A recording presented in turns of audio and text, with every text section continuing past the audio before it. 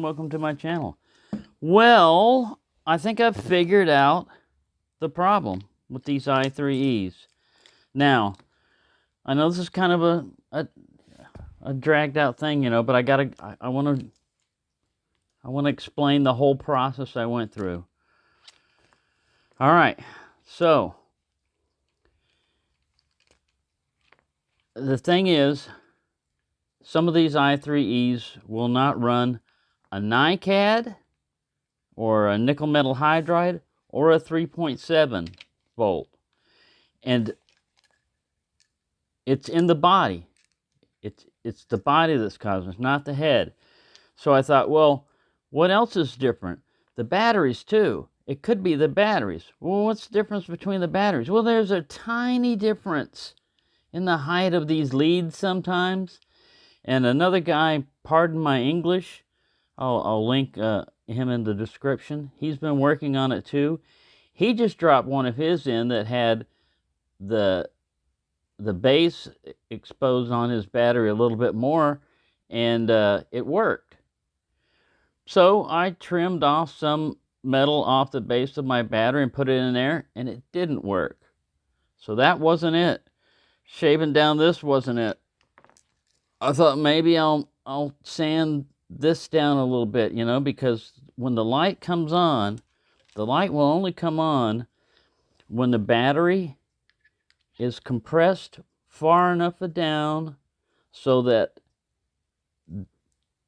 these negative rings, this negative right here, will hit the negative traces, these kind of like horseshoe copper traces on the outer side. Those are the negative traces for the battery, and that's where it's getting its negative voltage from. The positive is right in the center. Well, I said, well, what is different between these two? There's got to be something different. So I took a toothpick, and I stuck it in there, and I measured the depth. I thought, well, maybe the depth of this is not milled out deep enough, so that it doesn't make sense. It still would not make sense why the depth would have anything to do with that when you've got equal batteries now, identical length. So that wouldn't make any sense. And in the process of trying to measure the depth, a toothpick will get snagged up on these little rings in here. So I got a hemostat in here, and I pulled it out, and I measured them both again. And when I put it back in, it works. It now works with a 1.2, which means it'll work with a 3.7.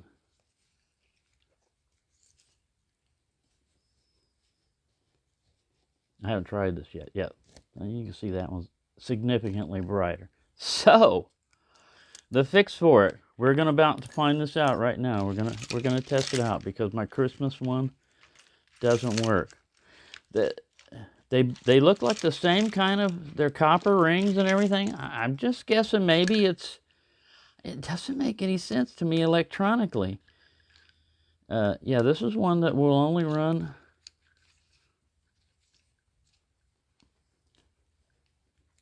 Yeah, let's stick the NiCad in there.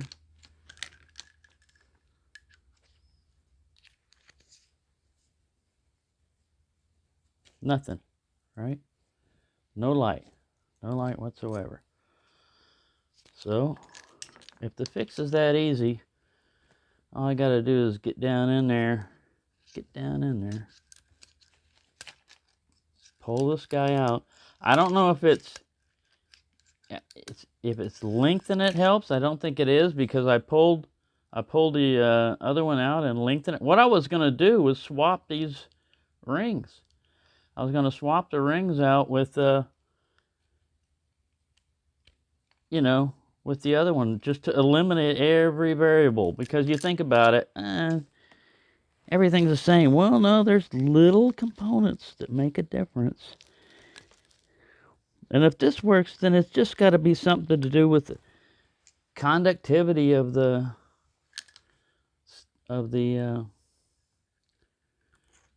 ring is just, all right, let's see. Let's see if this is going to do any good. I fixed one. No. There it is. There. You see that? It's working now. Just the very last of it engaged. It might simply be that it's not that you have to pull the spring out just a little bit more. That used to be one of the oldest things to try, and I didn't try it. I think even somebody had recommended it. You know, I had thought about putting aluminum foil in here and stuff, but I think that's all it needs to do on these is just pull these out a little bit. And then you got to kind of guide them in there. Get that first thread going in. But yeah, that's all you got to do, I think. Well, this is the second one I fixed. The first one I fixed, I was, oh, come back. Let me wait a minute. You don't know how much sleep I've lost over this, because it should be something very simple to figure out. Picked up some hair when it landed on the ground. You know, it's like that Sunday newspaper thing. What's different between these two pictures, you know? And you look at it and it's obvious, you know. One picture has a bird in the window and the other one doesn't.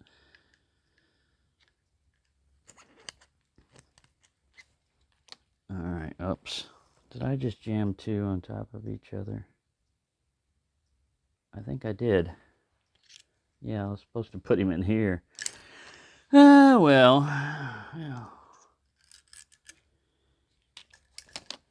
yeah, you still got a spring. All right. As you can see, none of this is highly edited and staged and choreographed or anything. I pretty much figure out things on the fly. And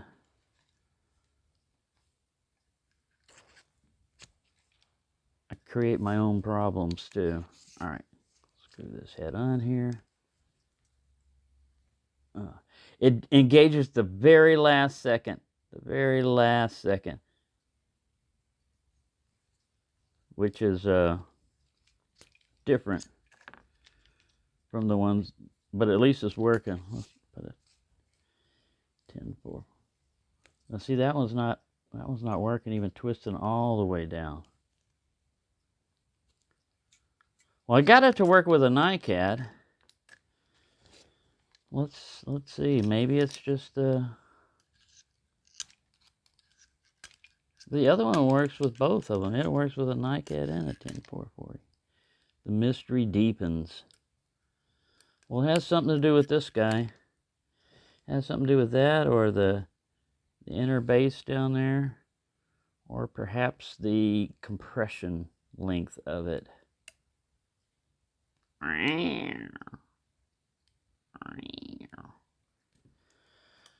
I don't know if that's necessary to expand that like that, but I was doing it anyway.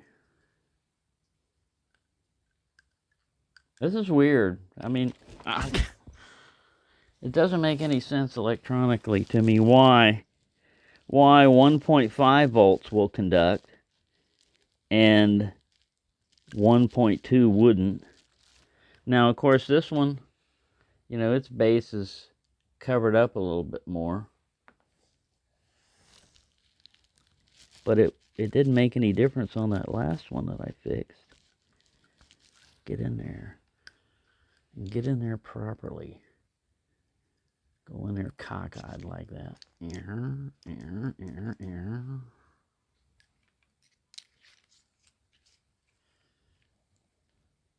Works.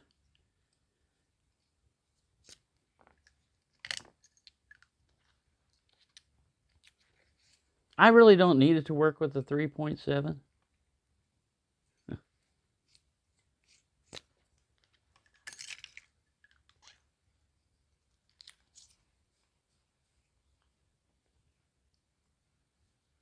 So it's still something to do with that.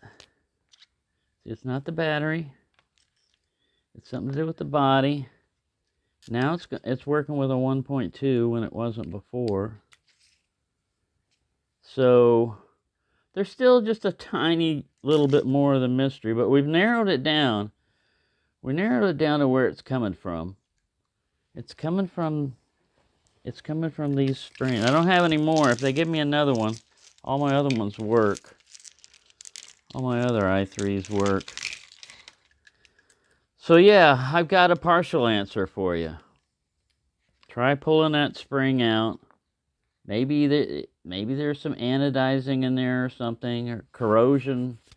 You know, who knows?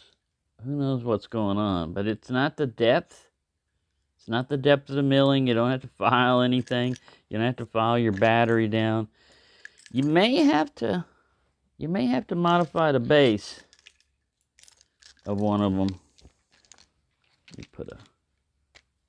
Sorry, taking so long. I was trying to make a quick video on this, but I'm discovering this as I go. Now see, this one I didn't file that battery down, and I didn't pull that base off. See? So, what the heck?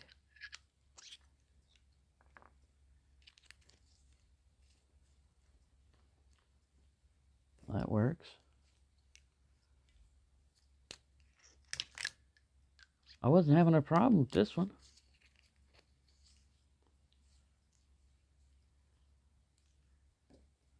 Maybe this battery is whacked. Try another battery.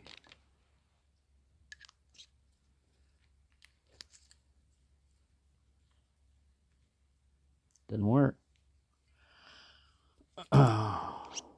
Weird. Weird. It'll work with this guy. And it was working with, I don't know. Okay, so I've got part of the answer. We're narrowing it down. I don't have the whole answer, but I'm figuring it out. So this is a little update. So I was able to get it to work with this one, but I wasn't able to get it to work with other NiCad. So what I did, I don't know if this is required or not, but I took a little bit off the base of this right here, and I took this battery and I just ran it on some sandpaper like that, and then I put it in here and tighten it down, and at the very last second it will come on, which means I was right in part of my guessing that there's a slight difference between an alkaline battery and a nickel metal hydride or a 3.7 lithium. And that slight difference is usually the height of the center post is a little bit higher on these. And because that's higher, that means when this thing is tightened all the way down, that post is still making a little bit of a gap, even because of the dimensions of the battery are so tight that it engages on that last turn down there. You can see usually with an alkaline, look at this gap right here. We're looking at this gap when the light comes on. See, the light comes on right there, and you still got a little bit more. You can compare the plus with this little star right here. It comes on right about there.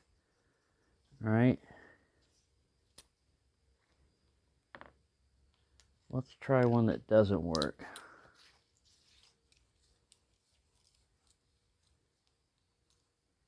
Where's our plus at? There it is.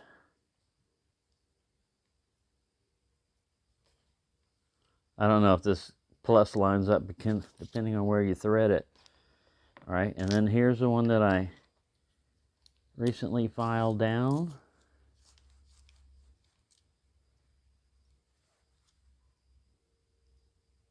See that? It still hadn't come on yet. There it is. I file that head down more, it'll come on sooner. So that's partially what it is. Part of it is the height of the battery, and the other one is either the length of the spring down there, or anodizing or something. I think it has more to do with the height of the battery than anything else, personally.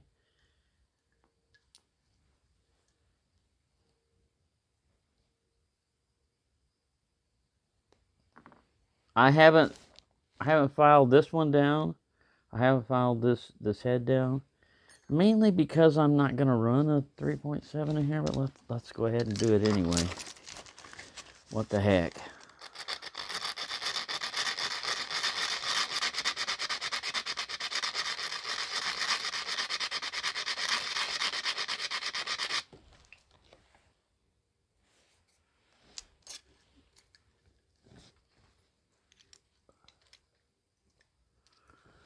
We're doing the work of an Olight engineer.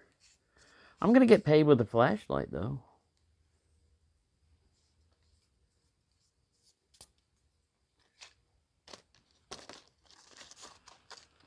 Paid with a free flashlight. The main thing is I wanted to figure it out for my mental health more than anything else, because, man, this is one of those where it's like, it's got to make sense somehow. Sooner or later, it's got to make sense. See, I don't want to go down too far because this is not a solid head. You see that? It's split. I could smack it down, I guess, with a hammer. You don't want to get too violent with lithium cells. They have a way of getting back at you. There we go. That's it. You just saw it. You saw it from not working to working, and what I did to fix it. So, you probably don't have to peel the base of your battery. You do have to file that down. And what does that mean? That means it has to do with the machining depth right here. The number of turns it takes to get this to turn on. They set it where after you reach the limit, the shoulder of the flashlight will prevent it from going any further. So on the other one, this one, that's where I was sitting here trying to file this down. I figured if I filed this down far enough, that would allow me to make it tighten up maybe a quarter turn more, which is what I was seeking. So there you go. I think I figured out the answer roughly. Olight is going to probably figure out their depth of their machining and tweak it so it'll work for both type of batteries that they authorize. Because I can understand them not making it to this, although they should be identical. They're not. There's just a slight difference, and sometimes it makes a difference. Like I said, this is a mechanical switch. It's a mechanical switch. It's the screwing down force. Right there is when those threads are engaged in that PCB printed circuit board. And if the length of the battery is too long, you won't be able to compress it down far enough. It'll stop before it can hit the light. Hit the light. My other thought was to sand down part of this, but I wasn't going to do that because it's the body that's affecting it. Well, it's a combination of the body and the head if you look at it that way. If you only had one and you didn't want to mess with your battery, I would say try filing this down. You know, I mean, sanding, put it on the sand there and go like that. I'm not going to do that because this one's working. Is it working with? It's working with both, isn't it? Sorry, this is going to be a long video. Yeah, it works with both. So I don't have to sand this one down. This guy, if I sand him down. Oh, I already got him working with the 1040. He's already working with both, isn't he? No, he's not. This is the one we were sanding on. Yeah. So let's see.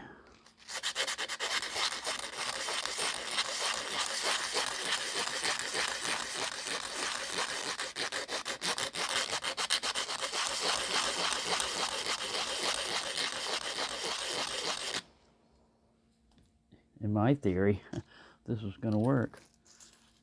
It's all gritty.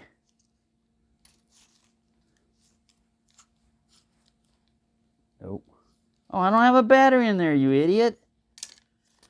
I do have a battery in there. Yeah, let's expose some more of this down here. Let me pause this. All right, on this one I had to modify the battery. I just peeled some of that plastic off right there.